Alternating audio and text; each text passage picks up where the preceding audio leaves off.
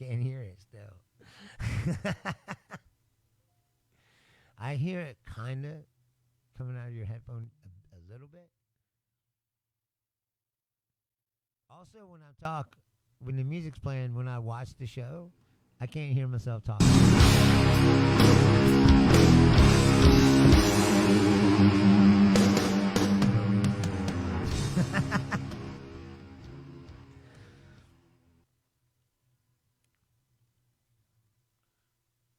All right, I'll be honest with that. Because I had a little desktop slider down, the theme came in a little late.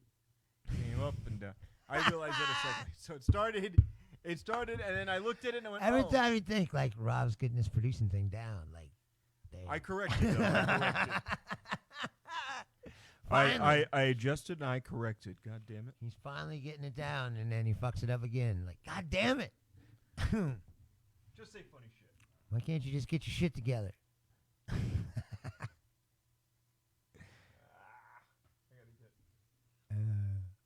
Who's here? Rosalind is here. Tran. Julia. Hello. I wonder what Julia did for money this week.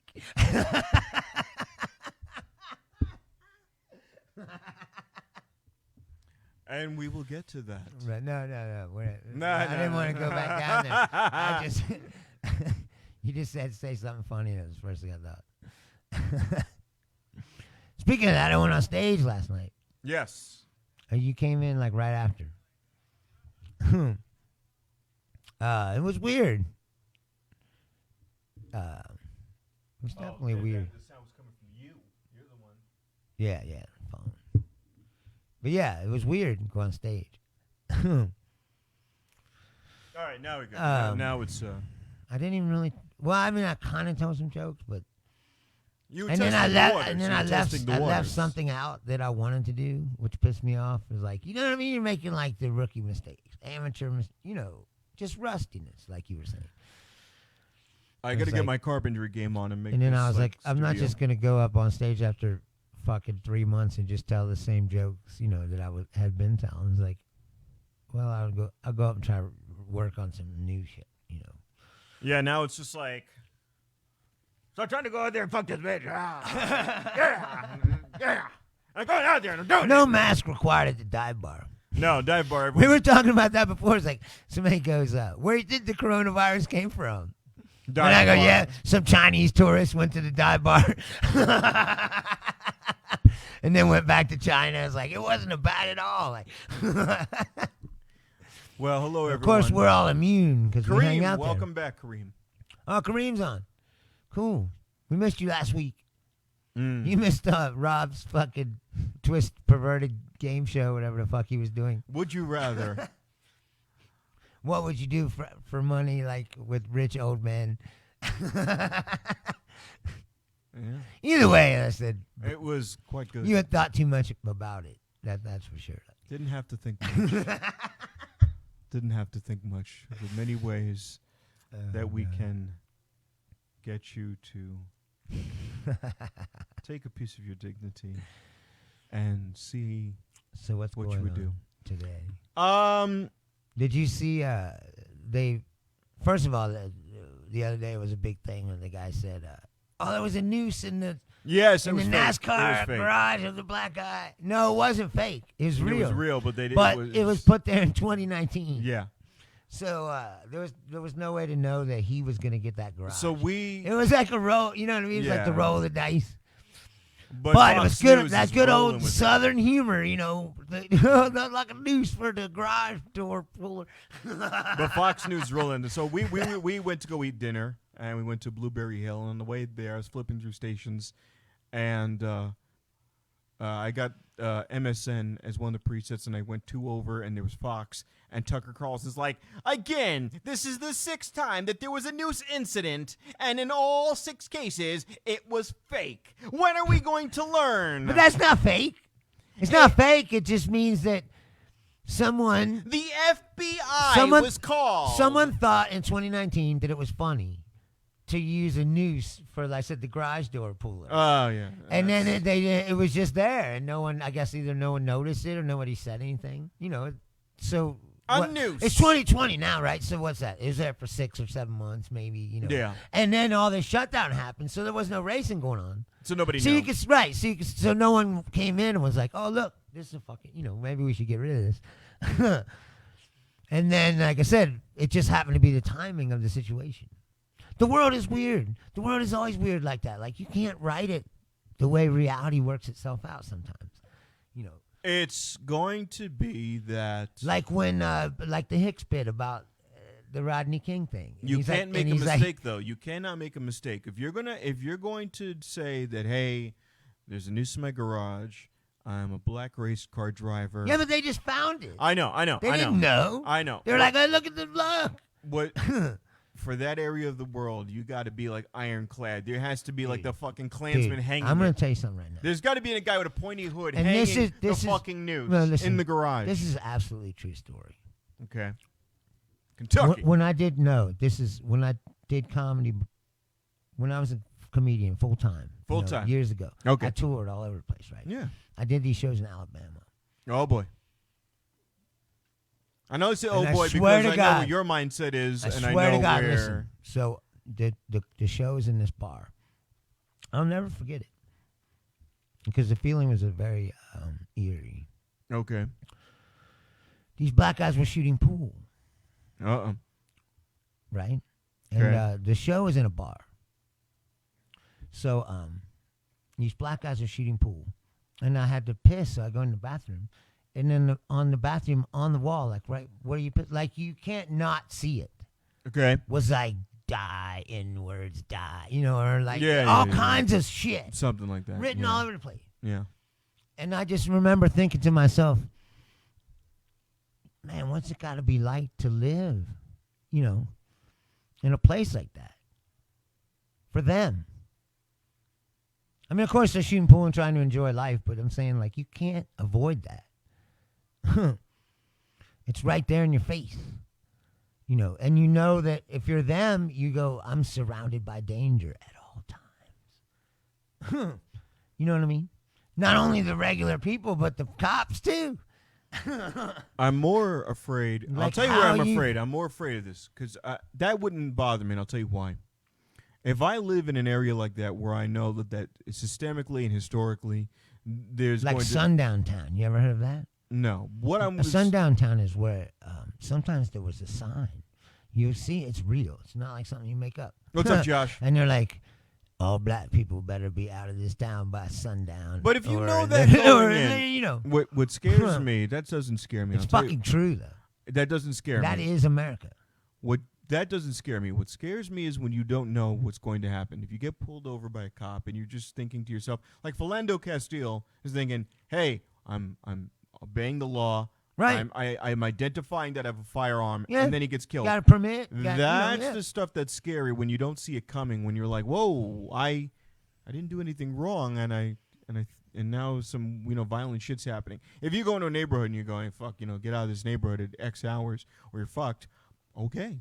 All right, I know what's coming. It's like this scene in Batman and Joker when he goes, hey, man, if it all goes according to plan, it's fine. But when I say one little mayor is going to get shot, well, then everyone just loses their mind. Right. If you know that there's a bus full of kids is going to, Right. Good day from Australia. What is going on? It's true. The point, the Joker's point in that movie is true. That it's the established order that's fucked. Right. If you disrupt that, then people start freaking out. Like that's even kind of like on a small scale what's happened here now, like with the shutdown and shit. Kareem knows Everyone's what we're talking freaking about. out, like right, Bethel. Now there's Australia. Look, Daniel from Australia. Yeah. Hey, good day, mate. Thanks for tuning in, man. Yeah. No, seriously. Yeah, I know. I said pretty that. Fucking cool.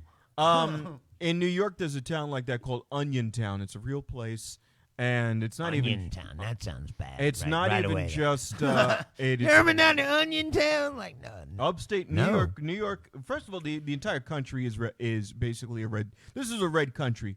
The only thing that tilts it the other way are the cities, but New York is very. They say that about California too. Yeah. And like if you drive New York is outside of Los Angeles, it just becomes like Dukes of Hazzard again. Yeah. It is. I went to Victorville, and I was wearing baggy jeans, a Yankee hat, and like a leather jacket, and they literally pulled the plug on the jukebox when I walked in to get a burger and just stared at me. Right. They were like a rhinestone cowboy. Can I help you? The old, like, you ain't from around here, are you, boy? Yeah, and I'm like, this is California, fuck. And she was just like, you look lost. Did you come from Los Angeles? You either from LA or Las Vegas, San one of them Francisco? two.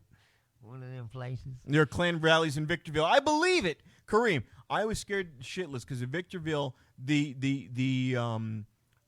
waitress was a black woman, was really, really thin, but everyone else were white people, very old, grinding their teeth, all staring at me the whole fucking time. And then from behind comes my father, who is your most white senior citizen with the socks raised up to his knees, the New Balance white shoes, the polo shirt tucked into his cargo shorts. Right. And they were just like, and we walked in together, and then we were like, Where I lived, there was like a dirt track. cowboy. Right. There was a dirt track. Where Yeah. they did like wing sprint, or I forget what they call them. They're like little race cars with wings on the side, and they basically go. Oh, around yeah, in a circle, yeah. but all they do is spray dirt all over the Those fucking dirt, place. yeah, I know what Yeah, those but are. they fucking gather there every weekend. Woo! To get drunk, and there's fucking shitloads of Right. them. That's why I always thought it was funny. Like, did you ever notice? Lawrenceburg, Indiana. Yeah. Welcome. Yeah, Becky. That's where I went to high school. That's what I'm talking about. The fucking dirt track. Down at the fairgrounds. We used to ride motorcycles down there.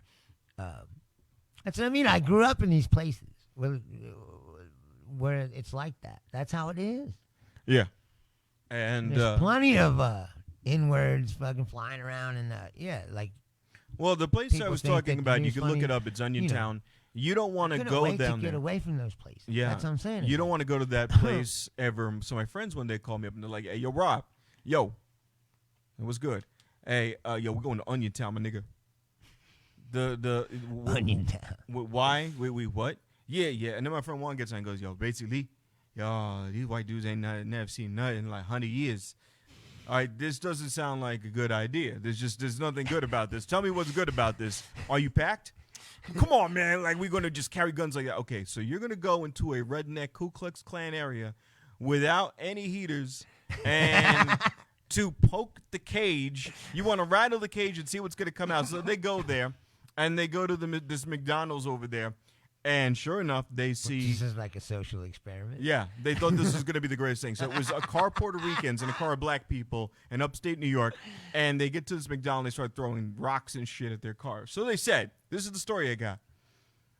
Oh, my God, they threw rocks on my car and everything, man. Let me tell you, there's some bullshit. Just because I'm brown, fuck.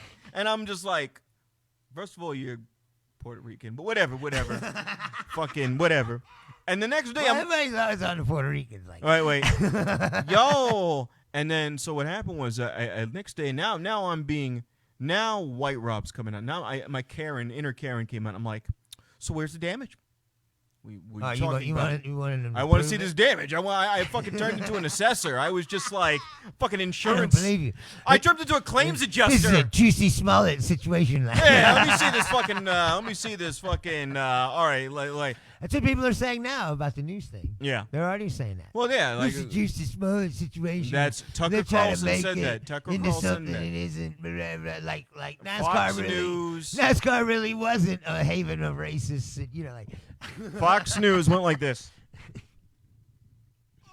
Well, according to Tucker Carlson, racism itself is a myth. Yeah. And you said as he spews racist ideas.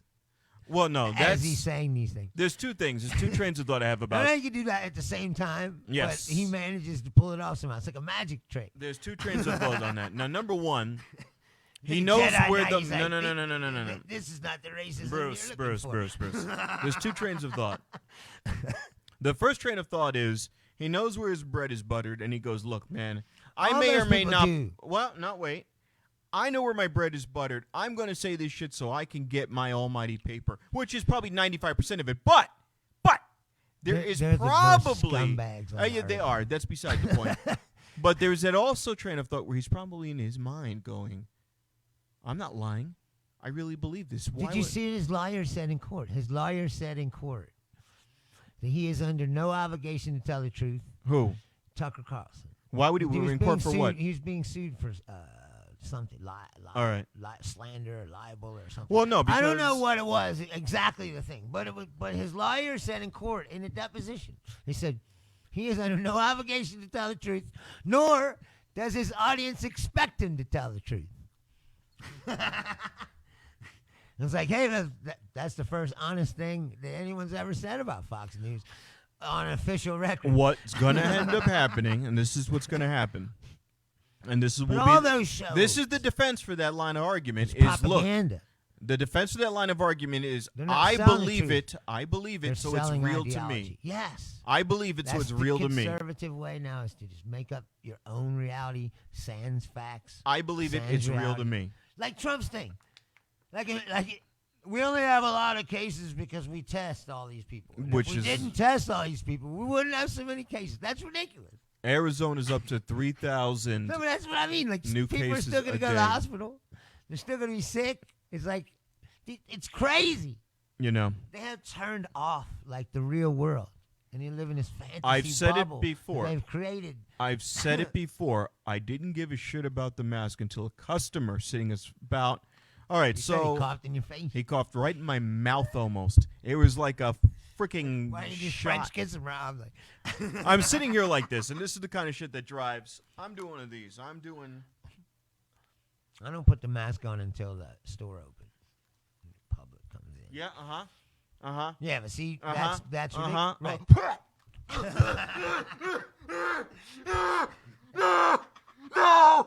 No! It's like Prometheus when you bring the particles go in. No! And then he gets all sick, and then the thing comes out of him. Right. That's what I did. I started freaking the fuck out. I'm just like, I got hand sanitizer. I'm guzzling hand sanitizer like that's going to stop it. I'm like, hand sanitizer kills everything. Trump knows. He knows. Drink the bleach. The bleach. Quick. No. You need the shot glasses like bleach. Hold on. This is Febreze. It kills bad smells. I'm just saying. That was nothing. This week it was at the Stratosphere, and like I don't know what they put in the air, but they put something in the air, and like it's like that. Like you just sprayed that shit like. I just hate the Febreze. No, but I'm saying I just hate the Febreze. There was some right, exactly, and I'm breathing it now too, and I can feel it. But it was the same thing in there. Like they were pumping something in there, some disinfectant in the air, or something. It will be. I'm like started coughing from it. And I'm like, oh, they're like, don't cough. It's like, well, fuck. They're like pumping air full of chemicals. Dude, you smoke enough that they should have given you a Marlboro fucking NASCAR at this point for how much you've smoked. Shit. Well, Febreze ain't going to kill you or whatever. Lysol, shit. I don't even mean that. I'm just saying. You should trade in your packs for a they're fucking making you fucking cough Marlboro by Civic. Spraying this shit around. And it's like... And then they look at you funny for coughing. Like, what the fuck? Well, yeah. It's like a catch-22. We've said it once. We'll say it 1,000 times. Nobody knows. Like, you're going to look at this and go, okay, so people got sick. I don't know anyone got sick. And then I thought back to it, and my prayers go out to James Johnson. Yeah. I haven't heard from him. I haven't either. And he got sick. I am beginning to be worried about it. He's a fellow comedian. He got sick. And he posted a picture in the hospital, and we were like, all right, well, thoughts and prayers. His fever broke, and they let him out. But then they didn't test him. They didn't test him. COVID-19. They said, we think you have it. Right. So he goes, okay. And they sent him home and told him to quarantine order. But then he disappears again, and the story is that he got sick again. He relapsed the illness. I don't know, but so it's enough. It's like not a joke.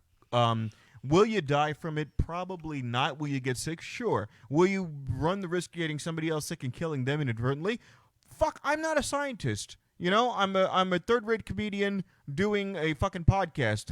Right. What I will say is when I go to work, I've got Probably not the most highly qualified people to be. I know. What I will say is this: the general concept, and we'll leave it at this because we don't want to get lost in the sauce on this. Is you don't know what you don't know. You don't know what you don't know. Yeah. Right now, like this is the reality that everybody's living in. And that's. I mean, and to they're tell saying you the truth, it's hard not to be. Like I said, I've been carrying on my life as normal, but it's like there's a weird undercurrent of fucking bizarreness behind everything that's going on. You know. Oh, well, somebody died from it. Suzanne Dickman, my former coworker, died from it 52 years old. Yeah. Jesus. So, but see, that's and what I mean. That's young. 52 is super young. You to don't be want dying, yeah. Yeah, but just I think that in general is. That's what I said when they said it. It's like, oh, it's a lung thing, and we smoke. Like, dude, I've been smoking weed and cigarettes since I was in like that. Well, this is, and now see my buddy here, weed David. Before that, but cigarettes since 8th grade. My buddy here, smoke. David, is in New York City, and in New York City, they've got a lot of cases. Definite candidate. They've got death. No, but Bruce, in New York City, that's no joke. A lot of people got it and died from it. Where I used to work was New Rochelle, and in New Rochelle, at the radio station I worked at over there, I won't give out the name. People died. Why, you fucking sell everything else? Yeah, well, I work at the other places now. You fuck. I gotta feed myself. Those fucks don't feed me. Fuck them. If they fucking paid me more, we wouldn't be having this conversation. You were selling restaurants last week. I don't know. Anyways, what I will say is this: out here in Vegas, the problem is it's all visual. So there's not a lot of cases, not a lot of anything. And somebody said to me, "You know what, guy?" Today, though, they said Clark County had a huge jump. Yeah, well, I'm not surprised. No, that's what I mean. It's like, what do you think's going to happen? Like, well, we've been saying this in the beginning. Well, like, now, somebody says to me, "Hey, man, you know this is casino town. This has been going on for months, and none of us got sick in all the casinos." And I said, "Yeah, it's a good point." And somebody came around and goes, "Look, I work in a casino. The reason why you didn't get sick is because we are wiping areas down nonstop, cleaning up after people nonstop." So they did what they had to do. I don't like these people who are bitching about what Sisolak did because Sisolak had to make a choice, and he had to make a choice. If he didn't shut it down. What? If they didn't shut We'd it down, be in a like bad they did. way. We'd be no, in a bad way. that's what I'm saying. Like, he did the right thing.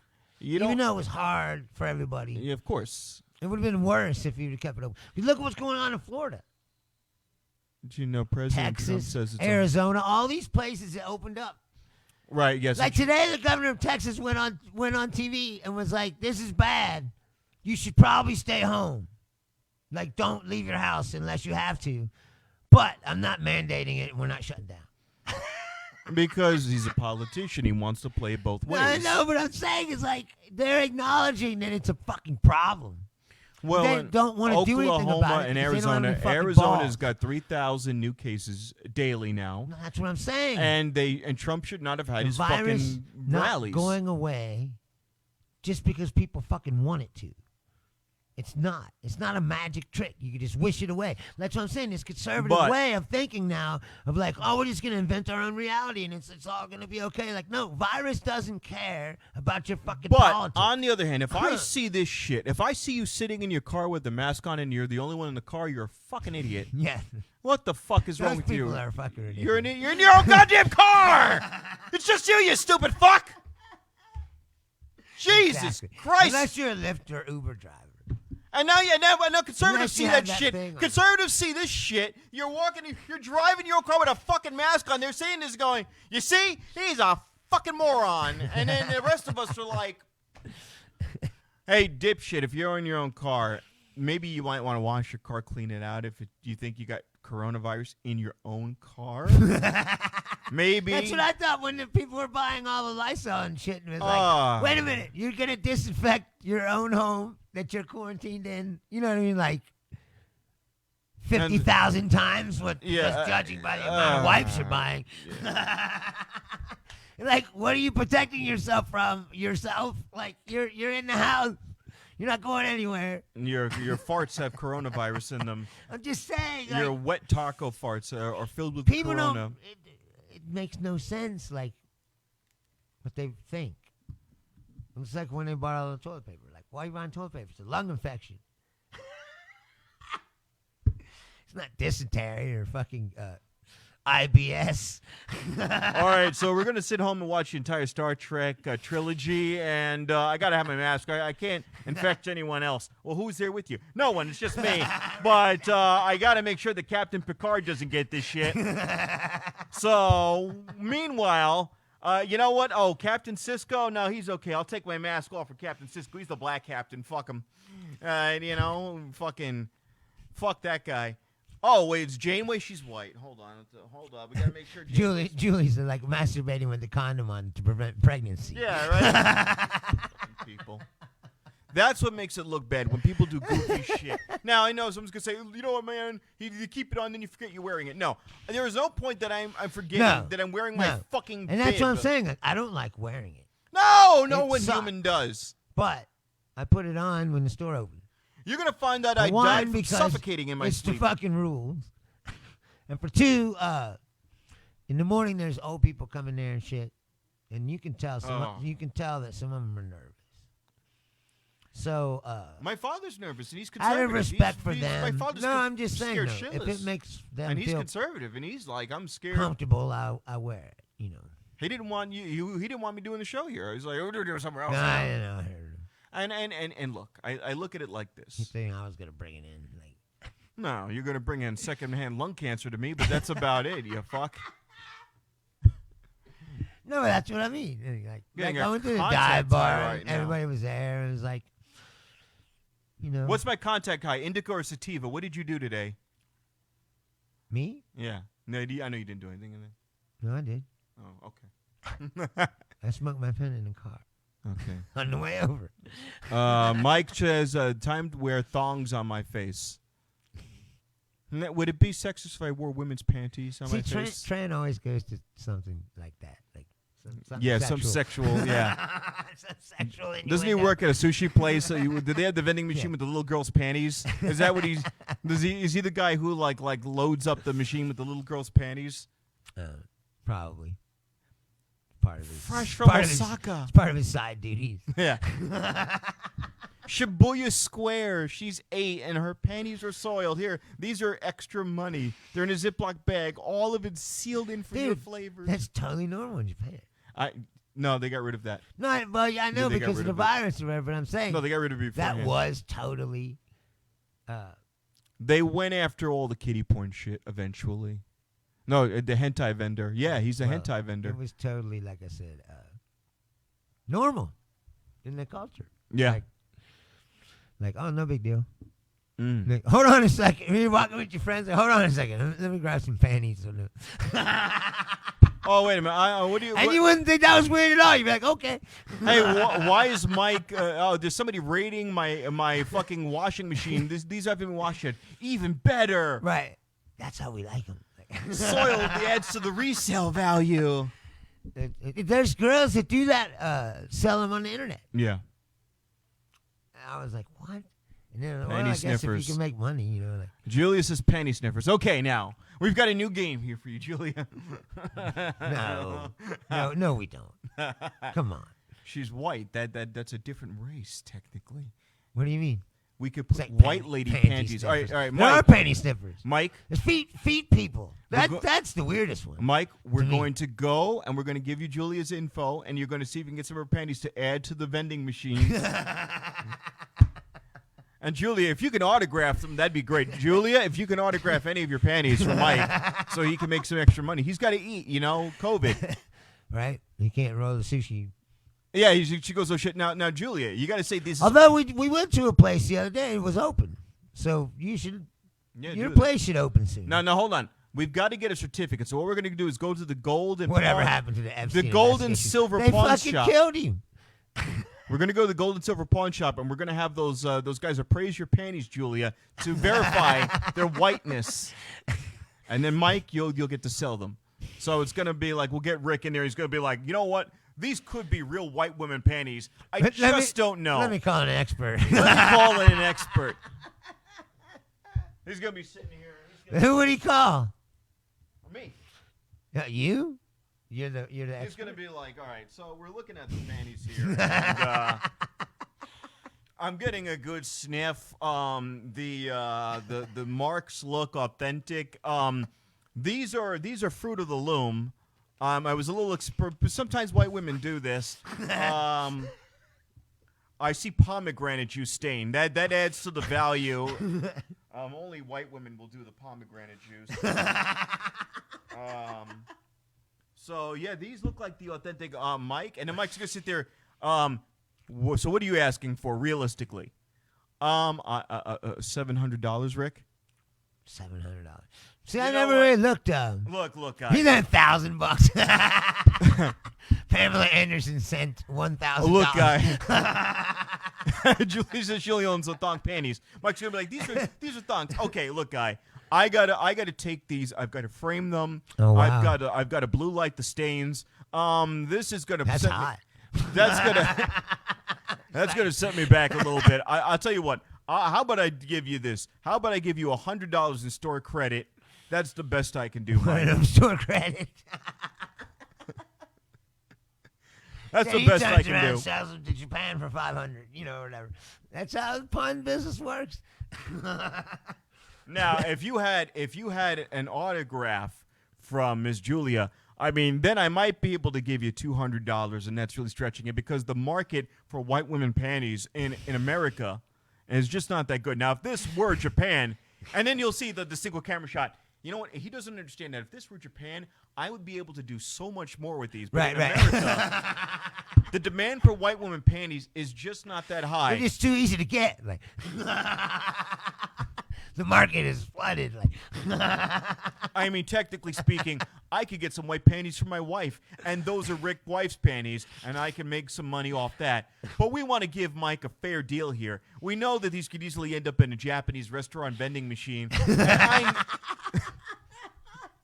and I want to be able to do more for him. It's just bizarre. Right, you know what I mean? Right, like, who was the first person to go, it would be cool. All right, truth time. I'm gonna be vulnerable here, okay? It's like, women.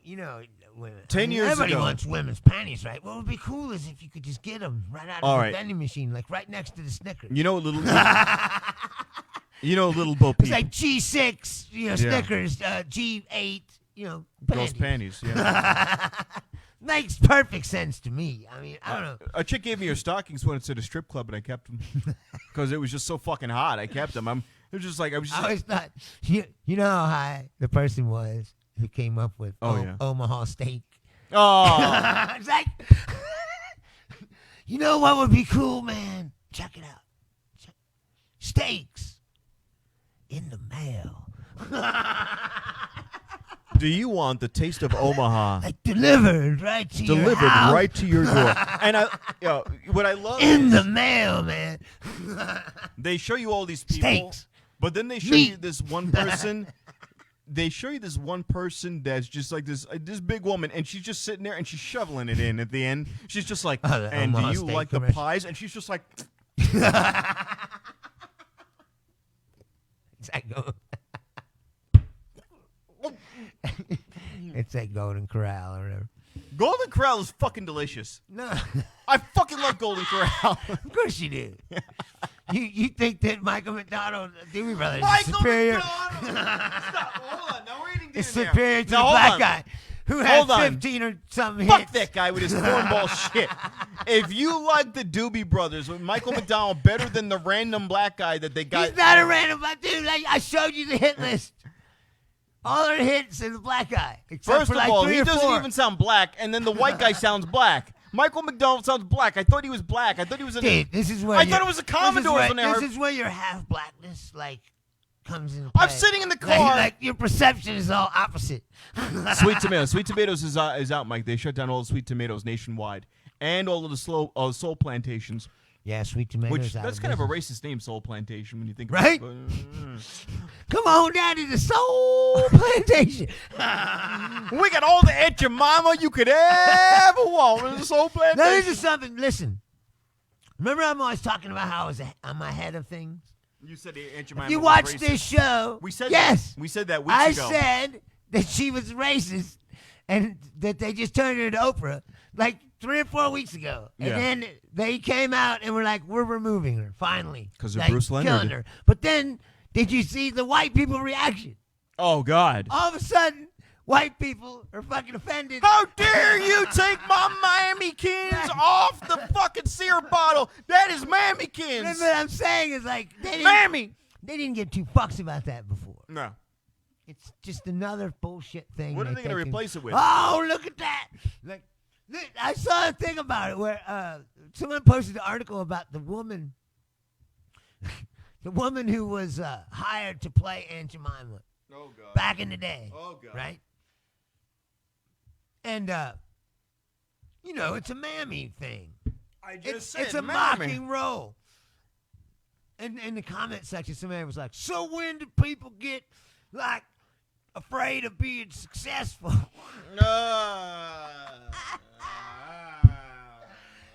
And like that right there, in a nutshell, is exactly what's wrong with this culture. In my opinion. Here's the thing. Everything in this culture is about money. If you suck dicks and lick nuts and you crawl around on your hands and fucking knees with your head up someone else's ass and do everything they want, people think that that's perfectly fine if you're making a lot of money. They removed the Native American from the Land O'Lakes but butter. you know what I'm saying? Yeah. You become a slave and a shill, and you're just someone that does what they're told. You know what I mean? But if you make money, enough money, people will call that success in this country. But here's the thing. Oh, wow, look, he's They successful. didn't take her off the packaging. They took her off the packaging for the same reason they put her on the packaging. They took the Land O'Lakes Indian off the packaging for the same reason they put him on the packaging. It was less financially viable to have them on the packaging and have people buy into the brand with that face on there. So they did it not because it was morally correct, not because they felt horrible about it. It was financially viable, more viable, and more lucrative to take her off. But that's what I'm saying is that the world is changing, whether people want it to change or not. That's como pies It's also. changing, and you can't stop change. You can try to. But all these people, these conservatives and the Trumpers, they're all just screaming and yelling and like holding the door of change. When eventually the door is going to open no matter what. The only thing they can affect, the more they stay the only thing they can affect is how slow or fast it changes. Well, yeah, but you remember, the more things change, the more they stay the same. You know, the world's becoming more inclusive and more open and more accepting. And people's attitudes are changing about lots of things. Marijuana is a prime example of it. Well, yeah, that should have been legal a long time ago. No, it should have been, but it took way too long. But I'm saying, once it started happening, it happened fast. Hey, Michael. It's rolling across states, faster than you would have thought. Welcome, Michael Duber, to the show. We appreciate you having. I will say this: I'm half white, I'm half black. I was adopted by There's a white certain segment of the population that doesn't want to change. I was adopted by white parents. My mother and father looked at me and said, "If you ever bring a black girl home, we will disown you." They said right. That. My father and mother said, "Don't ever think that we would be around if you had a black wife." They said that to me. Now I'm half white and I'm half black. Years later, my mother would pass away, and my dad and I worked in the same city, and it was hooking up, and I was going on dates with this black girl, and I saw my dad walking down the street delivering mail. And now here's the thing. I pulled alongside of him, and I introduced him to this girl. Her name was Tennille. Mm-hmm. My dad didn't say anything racist. He didn't say anything stupid. He was a gentleman. He was genuinely nice to her, and he liked talking to her. So what I chalked it up to, because it could have been a one-off thing. He could have waited until I got home and said something stupid. He never did, and he doesn't ever. But what happens is maybe he just changed his mind. No. A lot of racists. No, but I'm saying sometimes racists will see the error of their ways, and they will change. After he gets off his Rush Limbaugh, his Fox Business, right. his Fox News, once those programs are freshly ingrained, seconds later is when the dumb shit happens. Now, am I going to say that Sean Hannity told my dad to say something? No, but 5 minutes later, programming. 5 minutes later, he's going to go, Al Sharpton, eyes be black. Well, he's going to say that and he'll make a joke. But then one day I said, you know what? I need to know more about myself. And I went and got DNA tested. It was a very vague test. All they basically said was you're 49% sub-Saharan African, whatever the fuck that means, and 51%. It means a black guy. Well, sub-Saharan African, and 51%. Yes, below the Sahara Desert. Yeah, and 51% so Southern African. European. So I went, okay, so I knew, it's what I've always known, that I'm half black. You've seen me put the picture of me, and I got the white skin with the afro. What the fuck? Who the fuck has white skin and a fucking nappy afro if you're not half and half? I fucking said it because I had it.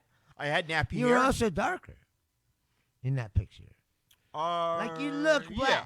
Like in that picture that you whip out of like your high school age or something, like you look black. You look like Michael a black says guy. lots of people, the thoughts are moved by the media. Yeah. Now, as of late, when Trump got in office, I watched MSNBC day and night.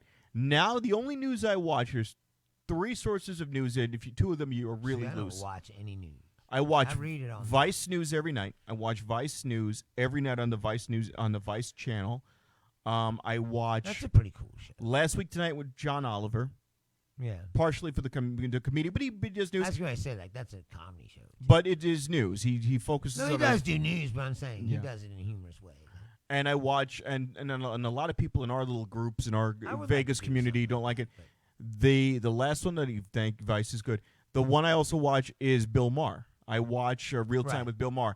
I used to watch that a lot. He is the best mind. He is the most reasoned guy. I just think he's the most reasoned guy. Some people don't like him. They don't like his humor. Rigid. Yes, but sometimes he's arrogant for sure. Of course he is.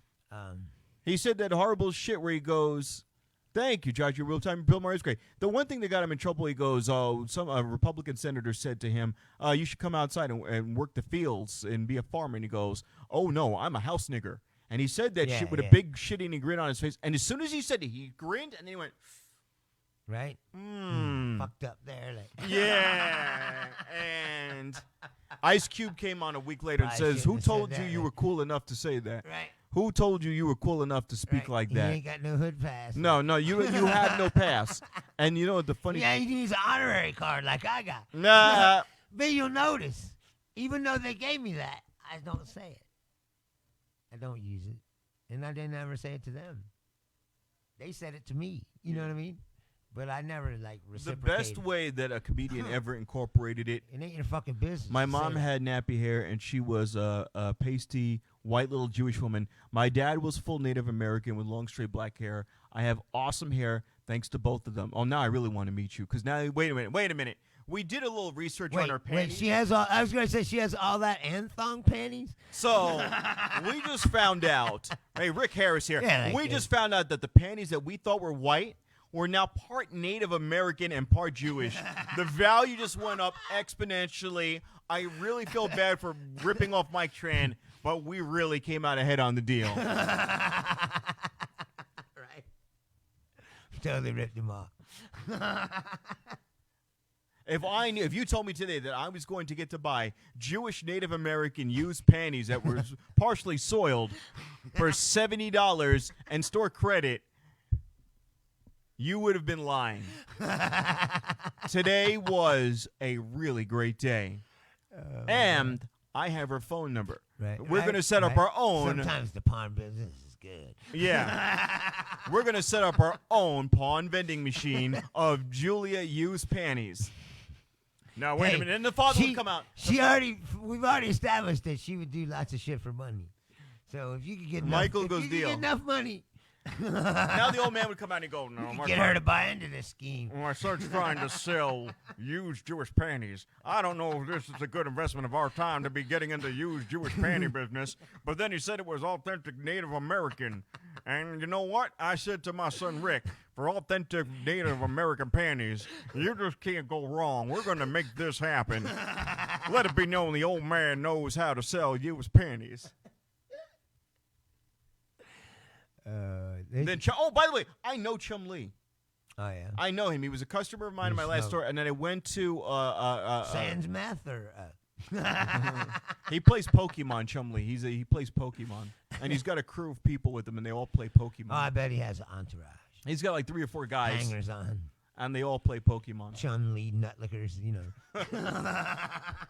Yeah, his name is Austin. To get him fucking Big Macs whenever he wants. There's a lot of like what I would call C-level celebrities or D-level, which are Discovery Channel celebrities who just. There's that or a lot of washed up ones. Like someone said, Flavor Flav lived here. I met him. I've met him. He's the. No, I know, but I'm saying people like that. We're like past their prime. His hands felt like they twigs. can't afford to live in Los Angeles anymore because you know what I mean. Because but you can get a mansion. He's got a mega mansion up in like Centennial Hills or something. No, but you know what I'm saying is, if they can't live in Hollywood anymore because he's not bringing in the money. He says, "I hear Chumley has good coke." No, he does meth, man. That's what I've never seen him with coke. He got busted with the meth. He's a real nice guy, though. He's a real cool guy. He could be a busted dick. with meth. The Count. Meth is his drug of choice, not cocaine. Coolio lives in Vegas. There's 2 kinds of people in the world. Coolio was at a show. People that snort cocaine and people that snort meth. Who's that guy who does the show at the Asian restaurant? Asian restaurant. Yeah, it's like a Thai restaurant. It's on Vegas Boulevard, and there's an open mic there. Ocha? Chaz? Ocha, yeah. Chaz Roslowski? Chaz Roslowski has a mic at Ocha. I don't know if he still does. No. And Coolio was there one night. Yeah, he was. And I missed that one. They were like, no, listen. Somebody says, oh, that's cool. And he went up. He didn't tell jokes, but he went up and just like told some stories of you know. Yeah, he did. Josh Wilson's like Flavor Flav got kicked out of Public Enemy. No, we met him. That's what I'm saying. He went up on stage and was telling some stories. And somebody goes, oh, it's Coolio. And I looked up there and like, oh, he looks like Coolio. And I laughed. You know. And it was. No, I thought they were joking. Like, oh, the guy looks like Coolio. They were like, oh, look, it's Coolio. And I was like, because he doesn't have his Brady things anymore. His Brady things? Yeah, you know, he used to have that hair. You are white. His Brady things. Yeah, he doesn't have them anymore. So, he just, to me, for a second, he just looked like a guy who looked like Coolio. And I was like, oh, you know. And then went back to eating. And then he kept talking, and something about his voice was like, and then I looked back again, and I was like, hey, that's really him, isn't it? It was like, yeah, we hung out. We hung out outside and smoked the joints. Flavor Flav, they said to me in my He was nice. He was cool as fuck, yeah. They said, Rob, Flavor Flav's here. And I said, bullshit. And they're like, no, Flavor Flav's here at Fry's. He's out buying something. So they said, he wants to meet people, so go meet him. I said, bullshit. So I went up to front, and here's this old washed-up black dude with gray hair, looks like he's homeless. He's got on gray sweatpants, scuffed Air Force Ones, gray sweatshirt with a skull cap and a clock around his neck. And I'm like, oh, shit, Flav. And he goes, yo, look at my dude. Yeah, boy. And when he shook my hand, it felt like twigs. It felt like barky twigs that had never seen a drop of water. The life he's lived, I'm surprised he's still alive. Seriously. Wait, hold on. My buddy's hanging all the time with Coolio. He would give Coolio rides to the grocery store and shit. Yeah, so we smoked outside. He was cool. We just hung out and was talking, you know, like regular people. The one time I went to I think there's like 3 kinds of people in this town. Okay. There's people. Yeah, he always has the clock on. There's people like me and others who come here looking for something. And then I was looking for a paycheck and low rent. Well, I'm looking to do comedy. And it's a good place. That came later. Good place for that. No, what I'm saying is, and as far as like celebrities or wannabe celebrities in this town, that's what I'm saying.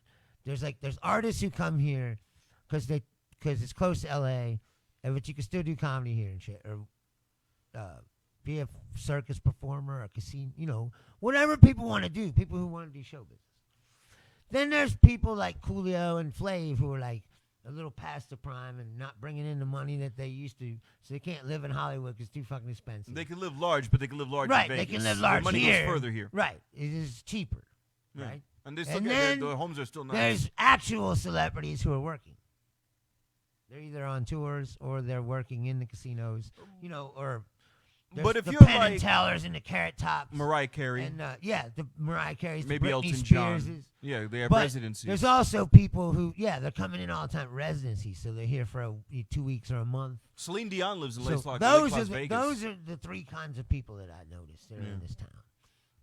Have you ever been to Lake Las Vegas? Mix.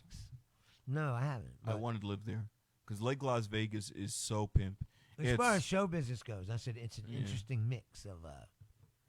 So Lake Las people Vegas, coming up, people coming down, people who are there, and at that moment. Well, there's this area of Vegas called Lake Las Vegas. It's off Boulder Highway. So you go off Boulder Highway, and there's a road that goes off to nowhere. It just disappears into the mountain. No. No, Tropin Valley View. And I'll tell you what, Tropin Valley View, they pay for the rooms. Boulder Highway, you have to get the rooms. So fuck Boulder Highway. No, They don't just blow you in the car? I'm not going to get arrested by fucking Metro. Do you have your fucking mind? We just established I'm half black. That means at least I'll leave it a concussion. I'll be alive, but I'll be in a coma for fucking 30 years. Fuck you. I'm not going to take a fucking coma. Getting your head blown off by a cop while getting a blowjob. Was I about to come, or was it before coming? If I'm coming, it's cool. If I'm before nutting, then that's not timing, good. Like, I want to nut. I want to be. He thought he was reaching for a gun. He was really just grabbing her head, like. If the last words I'm going to hear is fucking nigger, I better be getting them fucking coming. Ah! Fucking nigger. Don't care. I nutted before you shot me. Fucking don't care. It's the same thing what's going on with the police. The culture in this country is shifting.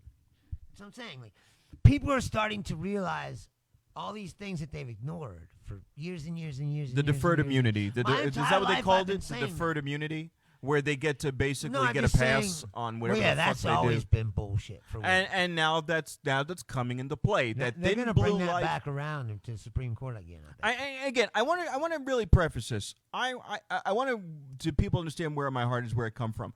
If somebody talks to me, I'll say it come from the Bronx and Westchester. My grandparents, I'm adopted by a white family, born in White Plains, raised by a white family. I spent every other day in the Bronx, in the fucking North Bronx, in an Italian neighborhood, visiting the grandparents. My street cred is shit. When I'm being fucking real. I'm being fucking real now. Now, in the community I lived in, which I grew up in Yorktown. I'm probably blacker than you. Yeah, maybe. Anyways, but I grew up. Ask Kareem. I grew up in I consider growing up in the Bronx, and I consider growing up in Yorktown Heights. And in Yorktown Heights, it's as milquetoast as you get. I didn't understand that when people would make black jokes that I was the guy that they were making fun of. I didn't get the references. It fucked me up a little bit down the road. Well, we talked about that before. Right. But you but I want to say when it comes to the crime element of it, I want to get lost in the sauce. When it comes to the crime element of it, the police where I grew up have and maintained being good, respectful, honorable people. The problem is I've seen police in New York that were not, and I've definitely seen motherfuckers in Vegas who are not, who will talk some violent shit to you 2 seconds in to small shit, even if I've asked for help. We have a marathon every November, and I flagged a cop down because they shut down the access to my street. I asked to cross, and the cop got violent and reached for his gun because he thought I was trying to, I was going to fucking cross the barricade that he had set up and some shit. So there are violent cops out there, and I've said it before, and I'll say it again. Oh, there definitely are. I have had no problem pointing that out. Now, you see, the problem is every side gets angry. If you talk to somebody who's progressive and they go, are you trying to use there are good cops out there as an example to water down the conversation? And then the other side's going to say, are you going to say there's bad cops out there just to paint every cop as bad? No, what I'm saying is when the bad cops were fucking bad, nobody stopped them and their coworkers didn't stop them. That's the thing. Fuck you for not stopping them. And well, that's what we were talking we talked about that like a few weeks ago too. It's like, who investigates the police? The police. So it's the whole culture of like covering shit up. I posted a video and for protecting their own. It's that's the call. It's a fraternity. It's the brotherhood. Right. It's a brotherhood. So even though he's an asshole, he's one of us. I posted a video. We gotta take care of him. For what? A long time ago. Those kind of jobs should be extra. You gotta be higher scrutiny. Yes. Yes. It's too easy to be a but cop. This speaks to the whole screening. This speaks to the whole argument. There was a guy I was friends with who was a cop in NY. He was training to handle all this fucking stress. I had a friend who was NYPD, and we'd grown up together, and we hung out to some places. His name was Matt. I'm not going to say more than that. And I posted a video, how to de-escalate a situation with the cops, 10 things that you could say to de-escalate a situation if you were a minority. He was so offended that I posted it because it was bullshit and offensive and salacious that he unfriended me. And that really spoke to it. Instead of giving context as to what was wrong with the video, because he knew, you would have to know that I'm going to have black and Spanish and other minority friends watching what I posted. And certainly enough, as soon as I posted it, I got likes and hearts and this and that. Right. And instead of, and he goes, I'm NYPD. This guy was a cop? Yeah. He goes, instead of, that was offensive, Rob. Instead of proving his point and going, no, this is not correct, trying to make a better example of himself to everyone around him, he goes, I said I'm unfriending you. You were offensive to a cop. I'm a cop, and we don't behave like that. You're done. And now all these people who are minorities, if you want to even say, because I hate that term, it's a fucked up term, they looked at it and go, well, you proved his point because as soon as you heard something you didn't like, you bitched about it and you ran the fuck away. Right. So don't fucking be that guy. If you want to set a better example as a cop, I knew an Irish cop in New York City, he said to me, why don't these people like me? And I went, what did you just say? And he goes, these fucking people, these fucks don't like me. I'll give you an example, Rob. I see this one fucking kid on his bike at 3 a.m, so I push him up against the wall and I handcuff him. I'm like, dude, what the fuck, Brandon? Stop and frisk, man. He did. No, he did that. He did it. He did it. Not laughing. He did that. And then he goes, Rob, the guy's got a fucking... Remember the guy they shot the guy 47 times? Exactly. Julia, I was in New York. Julia, that's exactly the point. Set a higher example. That's all I'm asking for. Not asking for the world, okay? No. If you step out of the gate acting violent, you got to go. And if you're going to get booted out of one precinct or one county and you get sent to the next county over, you got to go. And if they're going to give you a fucking pension, they got to put the fear of God into these fucks that if they fuck up, that's it. Your money's gone. Yeah, but you see what's happening now. These guys are getting charged with murder. No, but they're getting off. The guys who shot Philando Castile, guy shot Philando Castile got off. Right. He was acquitted. A lot of these fucks get acquitted because they're going to say, I was acting in self-defense. When they get law enforcement nut lickers too, there's people on Facebook, bootlickers, they're like, I support you. You can do nothing wrong, there'll be people that support this guy who had his knee on the guy's neck. That was not deferred. Qualitative immunity. In other words, or assumed immunity. In other words, it means it was assumed that you feared for your life. Yeah. That's the thing. That's the shit. You know what that is, like South Park. I feared for my life. South Park. Remember when he says, we have to say this now, they're coming right for us. Yeah. It's coming right for us. Right, and then he just shoots him. Yeah, that's the same thing. Or Cartman did that when they did the episode, and he sprays the circle around himself, and he goes, if you cross this line, I have to defend myself. Stand your ground. Stand your ground, token. Stand your ground, token. Token. I'm standing my ground, token. And then token cross it. I stood my ground. So fucking brilliant. It's coming right for us. Right. No, but that's the logic. It's coming right for us logic. But the very fact that they're getting charged at all is a step forward. Because he used to just be like, No, those guys got charged. He's on desk duty for a week, and then he's back out there, Yeah, but those guys got charged. The guy who killed I think it was Michael Brown. I think he's still, I don't know if he's still on the force. But here's my thing, like in Ohio. Here's my question. If you outnumber a guy. I can't remember the kid's name. Tamir Rice? Tamir Rice. With a toy gun. Yeah. He's playing in the park with a gun. Yeah. The cop pulls up. Because some Karen called the police and was like, there's a black kid with a gun. And then he just pulls up, jumps out, kid's 12 years old. It just pops fucking 6 bullets into him or something. And then the funny thing was. What the fuck? Who does that? That was actually the plot to a movie that's famous. Think about that. What's the line? Who the fuck does that? Did you remember Die Hard? Michael Winslow's character, the black cop in Die Hard, said, "Man, I'm on desk duty, man. I don't know. Saw a kid in the middle of the night, had a ray gun, looked real enough to me." Right. That was the line. Yeah. And but he felt bad about it. Right. He actually had remorse for what he did. Right. It wasn't like, "Oh, we're out, man." Oh, right. Fuck. Well, he wasn't white either. Oh man. So this you know what I mean? Yeah, it was. The implication is that he killed another black kid. We're not going to be on Sean Hannity tomorrow, Yeah, no. Is in fear for your life. Well, who said Rosalind said no? No. When I was a kid, when I was like... Oh, no. They 16? No, 16 or 17? We're sitting by a lake in Indiana, smoking some weed. And this fucking game warden pulls up behind us, jumps out immediately, like this. Mm-hmm. Get out of the car right now. I'm like, I remember just going, what the fuck are you doing? Are you serious? And then Bruce being who Bruce is. Bruce went, you see this white palm right here? Put your gun away. You see this white palm right here? That's my ID, okay? My friend was Asian. No, my friend He's Asian. My friend was Korean. He's Korean. Yeah, he's probably handling your books right now, okay? Okay? No, Why I don't don't you even mean calm that. down? I just mean, like, I don't think that race had anything to do with it. He just jumped. That's how. Because they're up there. Some of them are like that. They can't wait to pull their guns out and because they've been trained. Bully people around, like. They're saying now that a lot of these like cops. The fear in you, and, they like to be in control. They're saying that a lot of these cops That's are why they're trained. cops.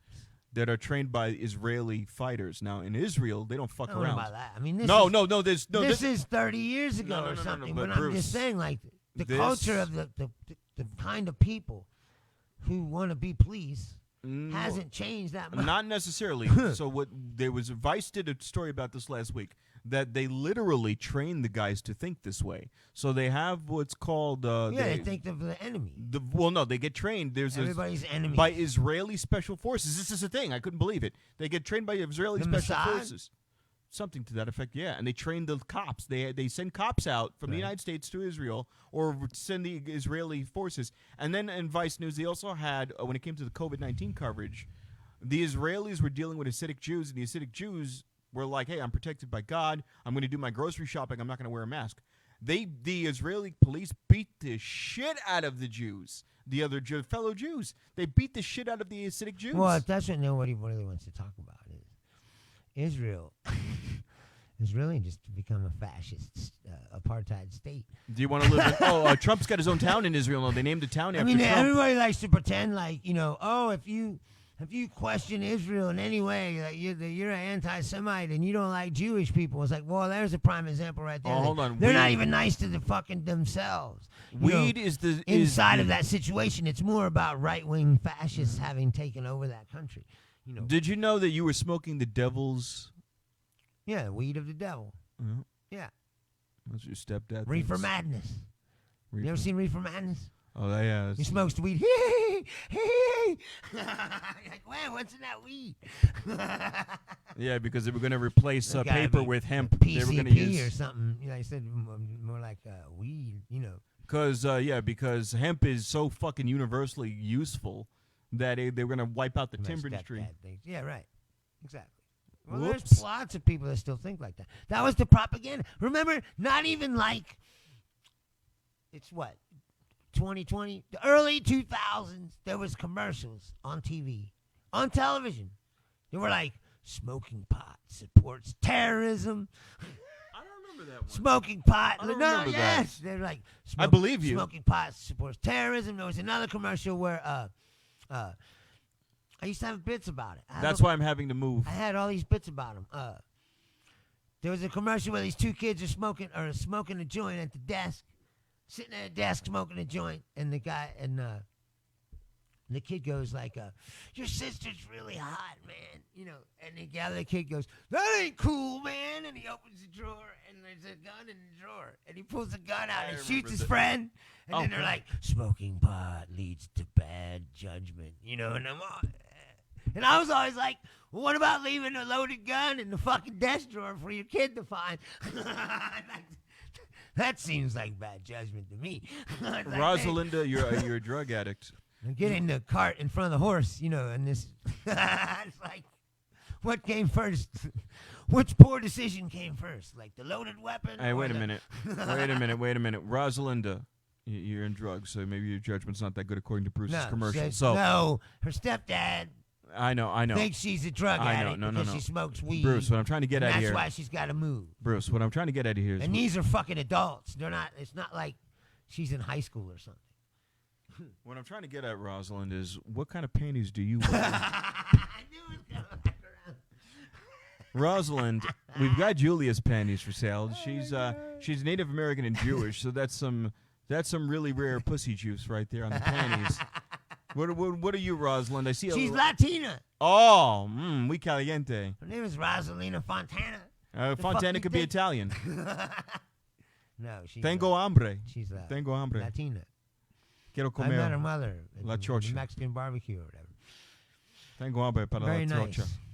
I remember those commercials. Yes, exactly. But it's not bullshit. There was another one where there was a little girl. Rosalinda. Pero, yo, Rosalinda. Yo quiero comerlo todas las noches. Tengo hambre, mi amiga. Hey, quiero Let beber. him woo you in broken fucking rudimentary Spanish. She knows what you're saying. I told you, Fontana's Italian. What the fuck are you talking about? Oh, fucking, she's Spanish. Fontana's Italian. It's not Italian. It's not My Italian. ex-husband was Italian. She just wrote that. Fontana's Italian. Yeah, but she's fucking. Well, Latin. I don't know that. Rosalind. I met her mother, and she cooked Mexican food. Okay, well, Fontana's fucking Italian. All right, well, yeah. So it's American. Tacos.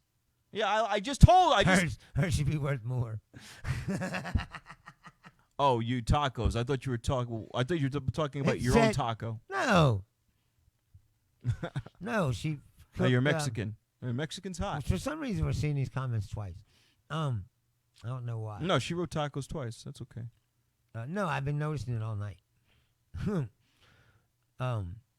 Tacos. No, there was another one where this little girl like wanders out by a swimming pool, and then like the insinuation is that she falls into the swimming pool, and then they show these kids sitting on the couch and like smoking weed. Yeah. And they're like, just tell her parents that you weren't watching her, because you were getting high. Like, who the fuck thinks these things? Like, there's not fucking babysitters passing out drunk with their kids around. Like, Bruce, what were you doing, Bruce? What were you really doing, Bruce? All of it is such bullshit. With your loaded guns and your weed, right? And, Exactly. and subverting babysitters. That's just Kentucky, my friend. Loaded gun. No, I'm serious. And you've got the tigers. Loaded guns and weed. And that tigers. Is Kentucky. And tigers. If you got the money, then you upgrade to the loaded guns, weed, and the tigers. If you had the money, tigers. Oh, did we talk about that? What's his name? I know. Carol Baskin. I got to get out of here. Carol Baskin won Tiger King's. Yeah. She's taking over the. She beat him. She beat him. All he had to do was not be a fucking. Yeah, but he's in jail. Yeah. So he can't do anything about it. Oh yeah, somebody melted in a weed commercial a few years ago. Yeah, I mean it's just. Or their head deflated. That was the one. They deflated. They got like the context. Hicks had the same thing. Like before that, it was the eggs. Yeah. Oh yeah. This is your brain on drugs. Your brain on drugs. Yeah. It's like, cool, you got some bacon. So wait. My brain is full of protein. That's what you're saying. My brain is full of protein. Either way, I'm just saying that it's all so ridiculous and stupid. But my point being, there's still people that think like this because they've been programmed over their whole life to think this way. You know what I'm thinking? It tells you how hard it is to break that programming that people get by society. There's DARE and all that, and they convince you, reefer madness. It was all a calculated effort to make you afraid of something that they knew wasn't really that scary. You know what I mean? But for some reason, they wanted people to be afraid of it, so they pumped all this fucking propaganda out, and you see it work. Yeah. And people today still have these attitudes because they're ingrained. Jeff Sessions would have had that line, right. No good person does marijuana. Right, exactly. No good person does marijuana. Except all these musicians and, But there's one thing on my mind, Bruce. Actors. There's one thing on my mind. There's one thing that's really important to society and culture that I think about, and it's the costs involved. Cost of what? Getting Rosalinda's panties in a vending machine. Alongside you might as well try to Julia's. get both of them. While you're at it, like why not double down? This is Vegas. Yeah, I mean we could start a whole new business here, man. We'll have to wait for this COVID stuff to die down, But yeah, I'm thinking. Yeah. Well, you're gonna bring the Japanese model to the United States. We'll have to put him on rides first. Get him. I would say this is the city to try. Yeah. Like if you were gonna do that anywhere. Like Trop and Valley View, have a vending machine at that gas station. Just have a vending machine right there, dude. Why don't you just buy all the hookers' panties at the end of the day? Some of them don't have. Some of them don't have. Genuinely used hooker panties. Warning: may contain herpes. Warning: may contain crabs. We are not responsible for. We're not. Buy at your own risk, you know. She says she's down. Yeah, baby. Oh, yeah. Oh, yeah. Woo! Hoo-hoo. Oh, Daddy, I got another business from a business, man. This is what we call networking. I'm in the panty selling business, man. I am selling panties. If you're down, I'm down. You take them down, and I'll sell them around. All righty then. All right, like get one, get a dollar, get a dollar, $2. This is genuine, authentic Native American Jewish panties. Give me $5, $7 for the Zion panties. Give it 8, 9, 9, 9, 9. 999. It's crazy. Only worn on Passover. $15, $59. Passover.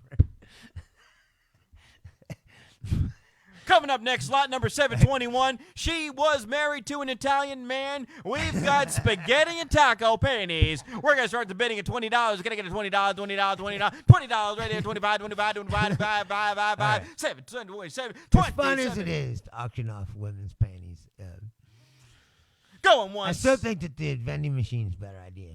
It's 24-hour access, and you don't need all that barking. These are authentic Mexican panties that were worn in Italy on a honeymoon.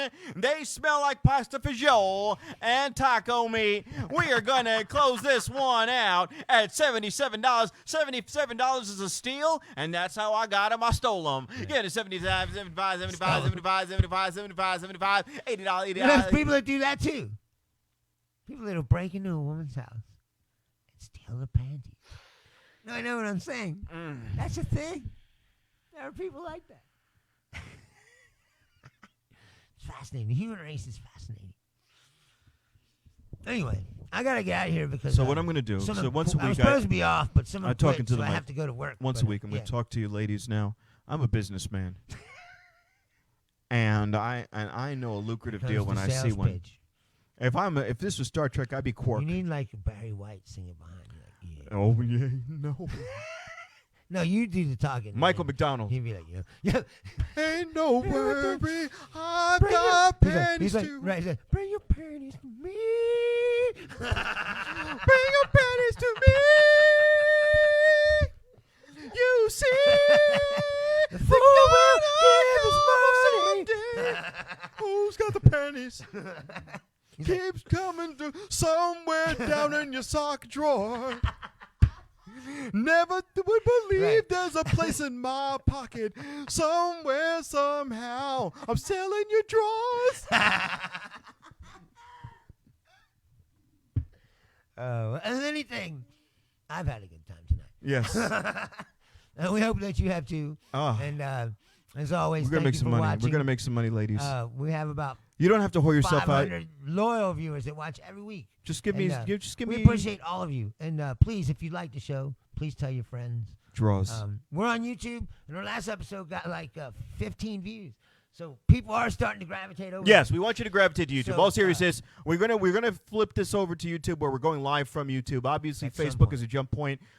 We want to be on all social media platforms for your convenience, but we also want to be in the one that's going to pay us money, so we can just do this and not have to stock shelves or sell shit. Right. If I could sell your panties, I wouldn't have to sell couches. I would rather sell. Now, we do not accept skid marks, so I want to be very clear about that. Don't fucking. Hey, look. Don't laugh or dismiss the niche markets. I want to tell you that my son Santino is very good at getting into many things. The skid mark market is something that I do not want to be a part of. So at this point, I want to respectfully part ways and wish you luck in your skid mark venture. Right, exactly. No, seriously, thank you for watching. I'm Mud. If you like the show, I am Harry Mudd. please tell your friends so we can grow it as big as possible. And as Harry Mudd, we have thank you. I forget his name, but thank you, guy from Australia who was watching. Good, that's really fucking cool. Yeah, no, we don't take that lightly. Not at all. Thank you. That means we're Keep watching us. all over the world, which is fucking amazing. All over the world. So, thank you. Thank you for your pain. Give me the old Michael McDonald goodbye. I keep forgetting your jaws aren't gone anymore. I keep forgetting this will never be the same again. Right, exactly. Thank you. Good night. And we'll be back next week. And we hope you are too. Good night.